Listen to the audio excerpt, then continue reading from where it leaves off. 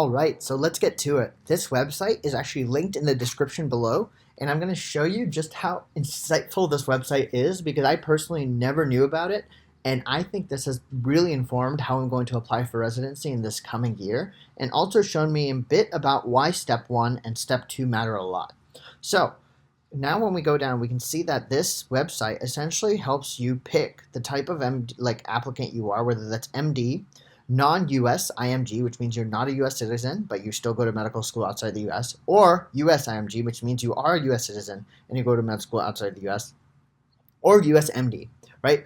So once you pick that degree, the next step is to then pick the specialty you're considering. And again, this is not intended to cause any aspect of overwhelming anyone. I just think that this is really helpful if you're deciding where to apply. If you don't know yet, if you're a first, second, or third year med student and you don't know what sort of specialty you want to go in yet and you're studying for Step 1, this actually gives you a barometer of what specialties are competitive in terms of board scores and which ones are not. And more important than all of that, I think it just helps put into context a lot of the broader aspects of applying that you may not have realized before.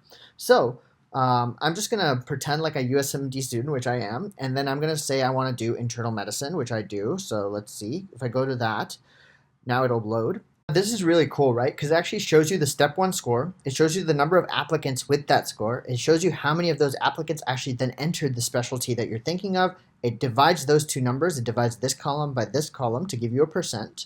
And it kind of just breaks it down from there. And so as you can see, the general trend is obviously as Step 1 score increases, the potential of entering training in this desired specialty also seems to increase. It goes from 67 to 83. Another thing that's important is if you failed Step 1 in your first attempt, it's tougher to get into internal medicine, right? It makes sense that if you didn't pass on the first try, it's going to decrease your chances of getting in. Again, none of this is a direct causal link. It's not just that if you fail in the first time, you will definitely not get in the first time you apply, but it is showing you that it's going to be a bit more difficult. I want to now contrast this a bit with, for example, dermatology. Okay, so now we're looking at dermatology. I'm going to put the graph of internal medicine that we just looked at right above so you can compare it. But now if you look at dermatology, already notice that the three tiers of scores are very different. The first tier, as opposed to being less than 220, is less than 238, which is significantly higher. The second tier is between 239 and 251, and the third tier is greater than 252, which is insanely good score, okay? So, of all of these, you can see the number of people who had scores in one of these three tiers, and then you can see the number of people who actually entered training in dermatology. I want to make sure I don't say that these are the number of people who match, because sometimes people may match and not enter training, but for the general gist, I do believe that for the most part, it will be people who match, because I don't think most people will turn down a match offer in a dermatology or whatever residency they choose.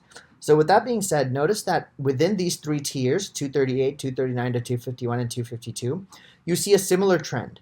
The chances of you entering increase as your Step 1 score increases, but also notice that even when you have a score that's pretty damn competitive in my eyes, like a 239 to a 251 is quite a great score, still, your chance of entering is around 72%, which is significantly lower than the chance of entering the corresponding internal medicine residency graph, which you'll look above. It was significantly higher than 72%, right?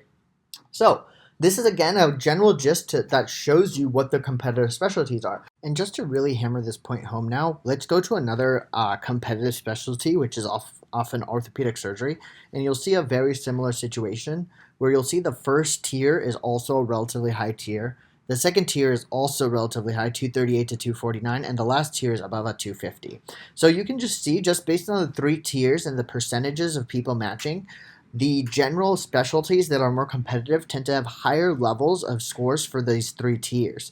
Like, for example, IM, which is what I'm going into, is not as competitive, and you can see the comparisons there. But even neurology, for example, which is not as competitive, you can see that is slightly different compared to neurosurgery, orthopedic surgery, and even dermatology, as we mentioned earlier. So each of those things you can kind of mess around with on this website. I suggest you actually change it based on the type of student you are, and then you also then investigate the different specialties you're interested in to get at least a bearing of the type of scores you would need. You'll know that this is one of my videos, so I wouldn't just stop here because there's way more information here that I want to share with you.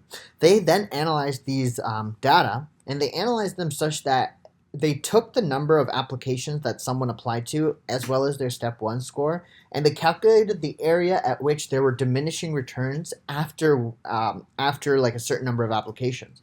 So for example, if your step 1 score was about 237, you hit diminishing returns after about 11 programs. So if you wanted to apply for neurology residency and your step 1 score was above 237, 11 programs after which you hit diminishing returns at, I think that's defined as like, if you look at the derivative at each of these points, the derivative slowly starts decreasing after this point.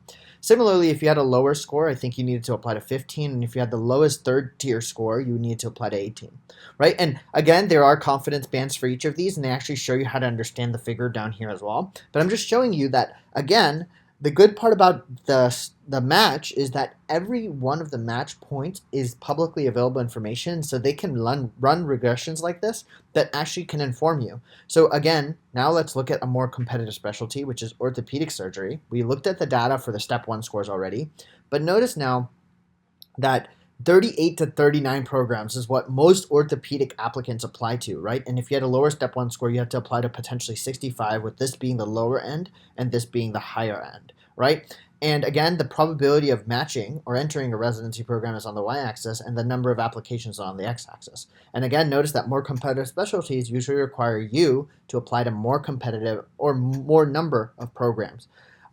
Similarly, my specialty, which is probably what I'm going to go into, internal medicine. Again, if your step 1 score is above 240, about 15 programs, between 221 and 239, about 22 programs, and below 220, about 31 programs, right? And so you can quite literally run this algorithm for every specialty that you're interested in. And especially as you get closer to applying, leverage this data. Do not apply to more programs than is necessary, because sometimes medicine is already really expensive. You're in a lot of debt. Try to make sure you use the data to your advantage. Of course, if you're applying to like the 10 best programs, definitely like make sure you apply to other programs as well. But try to diversify and make sure that you're being smart about it. If you're in internal medicine and your step 1 score is above a 240 and you apply to like 40 programs, I would think that's a little bit overkill. And so again, this is where you can use the data to help work for you, not against you, and really inform how you apply and where you apply. One last thing I will share, just for the sake of showing people just how crazy and informative this can be. Plastic surgery is yet another very competitive specialty. Notice that the 3 tiers are, again, very high, with the 3rd tier being above a 251, and that only 71% actually then enter training.